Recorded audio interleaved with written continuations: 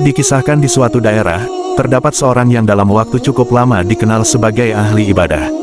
Ia bernama Solihin. Suatu hari, sekelompok orang datang kepadanya, seraya memberitahu bahwa di sekitar tempat itu ada segolongan orang yang menyembah sebuah pohon besar, dan bukannya menyembah Allah.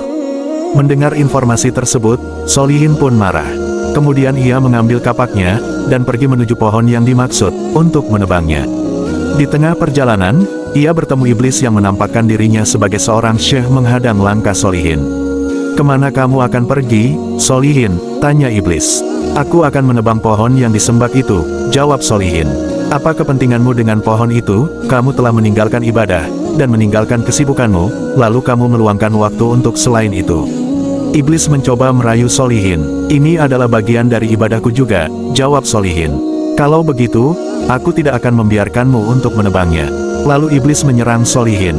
Tanpa kesulitan Solihin berhasil mengalahkan iblis, membantingnya ke tanah, dan akhirnya dapat menduduki dadanya. "Lepaskanlah aku, agar aku dapat berbicara kepadamu," pinta iblis. Solihin kemudian berdiri. Lalu iblis berkata, "Wahai Solihin, sesungguhnya Allah telah melepaskan urusan ini darimu, dan tidak mewajibkannya atasmu. Kamu tidak akan menanggung dosa orang lain, Allah pun mempunyai para nabi di segala penjuru bumi. Seandainya Allah menghendaki, niscaya Dia akan mengutus mereka kepada para penyembah pohon ini, dan memerintahkan mereka untuk menebangnya.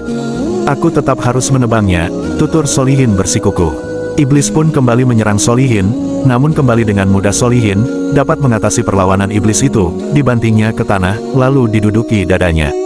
Akhirnya iblis tidak berdaya dan berkata kepada Solihin, "Apakah kamu mau menerima penyelesaian antara aku dan kamu, yang lebih baik dan lebih bermanfaat bagimu?"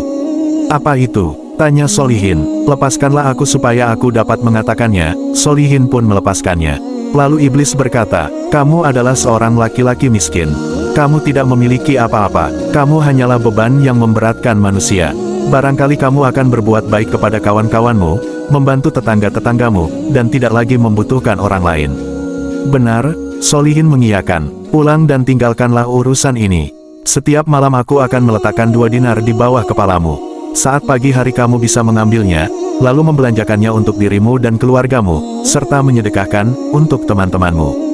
Hal itu akan lebih bermanfaat bagimu, dan bagi kaum muslimin, ketimbang menebang pohon yang disembah ini. Apabila kamu menebangnya, hal itu tidak akan membahayakan mereka, dan tidak pula memberi manfaat atas teman-teman muslim kamu," ujar iblis menjelaskan. Solihin merenungkan apa yang diucapkan iblis, lalu berkata, "Syekh ini benar. Aku memang bukanlah seorang nabi sehingga aku tidak wajib menebang pohon ini. Lagi pula Allah pun tidak memerintahkan aku untuk menebangnya sehingga aku tidak akan berdosa apabila membiarkannya. Dan apa yang disampaikannya memang lebih banyak manfaatnya." Setelah itu, iblis bersumpah dan berjanji kepada Solihin akan memenuhi komitmennya itu. Solihin pun pulang ke tempat ibadahnya. Pada pagi harinya dia melihat 2 dinar di bawah kepalanya. Dia pun mengambilnya, begitu pula pada keesokan harinya. Tetapi pada pagi hari ketiga, dan pagi hari setelahnya, dia tidak mendapati sesuatu apapun. Merasa kecewa atas kejadian itu, Solihin menjadi marah, kemudian ia mengambil kapaknya. Iblis kembali menghadangnya dalam bentuk seorang syekh. "Mau kemana kamu Solihin?" tanya iblis. "Aku akan menumbangkan pohon itu," jawab Solihin. "Demi Allah, kamu tidak akan mampu melakukannya, dan kamu tidak akan mendapatkan jalan menuju pohon itu." Solihin kemudian dengan perasaan marah, menyergap iblis sebagaimana ia melakukannya pada kejadian pertama. "Tidak mungkin," kata iblis. Lalu iblis membekuk Solihin dan membantingnya. Dalam sekejap dia menjadi seperti burung kecil di antara 2 kaki iblis. Iblis duduk di atas dadanya dan berkata, "Berhentilah dari urusanmu. Apabila tidak, aku akan membunuhmu," tegas iblis kepada Solihin. Kini Solihin tidak memiliki kekuatan untuk melawan iblis. Solihin pun bingung, kemudian ia bertanya kepada iblis yang menyerupai syekh tersebut, "Wahai syekh, kamu sekarang telah mengalahkanku. Lepaskanlah aku dan beritahukanlah kepadaku mengapa dulu aku bisa mengalahkanmu, tapi sekarang kamu yang mengalahkanku. Karena pada kali pertama kamu marah, kamu melakukan itu karena demi Allah, dan niatmu adalah akhirat, sehingga Allah menundukkanku untukmu. Tetapi kali ini, kamu marah demi dirimu sendiri, dan demi dinar-dinar yang aku hentikan untukmu," pungkas iblis.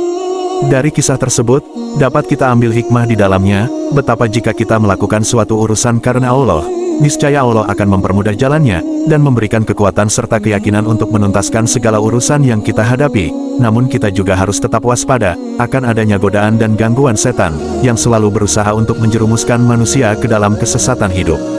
Semoga Allah selalu melancarkan dan mempermudah jalan hidup kita, dan melindungi kita, serta anak keturunan kita dari segala bentuk tipu daya dan godaan setan yang terkutuk.